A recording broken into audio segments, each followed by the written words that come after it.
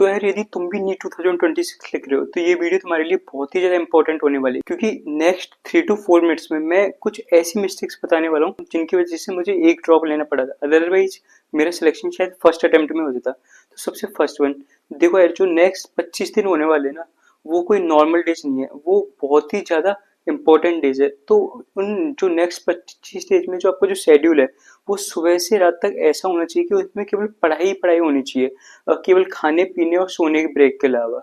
Second one, तो आपको जो रैंडम रिवीजन की बजाय आपको पीवाईक्यू ओरिएंटेड, जो कि लास्ट 2019 से जो पीवाईक्यू आ रहे हैं उसके ओरिएंटेड पढ़ाई करनी है, बिकॉज जो मोस्टली क्वेश्चंस होंगे ना, वो पीवाईक्यू के आसपास ही आते हैं। और थर्ड वन, तो जो आप ये नॉर्मल सारे के सारे टॉपिक्स को सेम वेटेज दे रहे हो ना, ये बिल्कुल ही बेकार चीज़ है।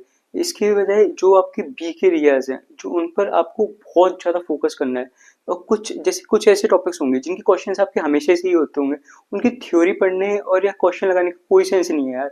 इसके अलावा फोर्थ वन, जैसे कि आप मॉक टेस्ट दे रहे हो पर उनका एनालाइज नहीं कर रहे हो, तो क्यों दे रहे हो? मत दो, कोई सेंस नहीं होने देने का।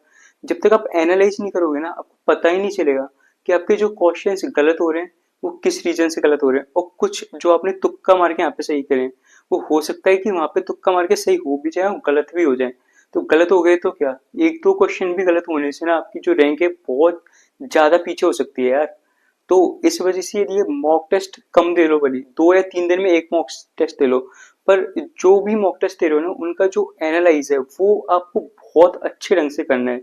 नेक्स्ट फिफ्थ वन, देखो यार आप में से बहुत से लोगों को जो बायोलॉजी होगी ना, वो बहुत अच्छे ढंग से याद होगी, पर सबसे ज्यादा लोग क्या गलती करते हैं कि बायोलॉजी को लास्ट के मंथ में मिस कर देते हैं कि यार ये तो हमको आती है, हम पेपर में इसको कर लेंगे। बट यार यही सबसे बड़ी मिस्टेक है।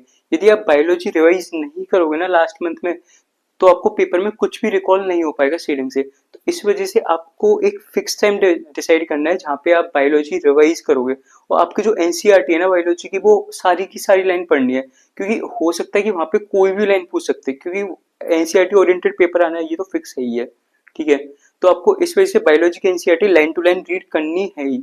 इसके अलावा सिक्स्थ वन, आपको क्या करना है कि जो फिजिकल केमिस्ट्री और फिजिक्स है, इनमें केवल इस चीज को ही सोच के नहीं जाना है कि आपने, जैसे कि आपने शॉर्ट नोट्स हैं उनसे फॉर्मूला रिवाइज कर लिया, तो कि हमें तो सारे के सारे फॉर्मूलाज आते हैं। यार फॉर्मूला से क्वेश्चन सॉल्व नहीं होते हैं, मैंने अपने फर्स्ट ड्रॉप में ये गलती करके देख लिया है। तो आपको क्या करना है कि आपको जो फिजिकल केमिस्ट्री और फिजिक्स है उसमें थोड़ी प्रैक्टिस भी करनी है। जो आपके बी के एरियाज है ना, जिन टॉपिक्स के आपके क्वेश्चंस नहीं बनते, उनके पीवाईक्यूज आपको बार बार रिपीट करने हैं और बार बार सॉल्व करने हैं। ऐसे ही यदि कोई और ज्यादा वीक एरियाज है तो उसके थोड़े बहुत एक्स्ट्रा क्वेश्चंस भी लगा लो। और पर ये गलती मत करना कि केवल है ना फॉर्मूला पढ़ के नीट के पेपर में चले जाओ डायरेक्ट। ठीक है, इसके अलावा सेवंथ में कि आपको जो ये ऑर्गेनिक केमिस्ट्री में एनसीईआरटी ना करने की गलती।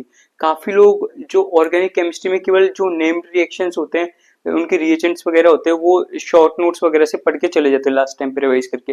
पर जो एनसीईआरटी के जो इंपॉर्टेंट लाइंस है ना ऑर्गेनिक केमिस्ट्री में, वो मिस मत करना है, क्योंकि आजकल ऑर्गेनिक केमिस्ट्री में भी एनसीईआरटी से काफी डायरेक्ट क्वेश्चंस आते हैं। इनऑर्गेनिक में तो आते हैं ही है, पर ऑर्गेनिक में भी आजकल काफी क्वेश्चंस एनसीईआरटी से डायरेक्ट आते हैं। तो यार ये कुछ मिस्टेक्स थी जो आपको लास्ट टाइम पे बिल्कुल भी नहीं करनी है। तो आई होप ये वीडियो आपको हेल्पफुल लगी होगी। Thank you everyone.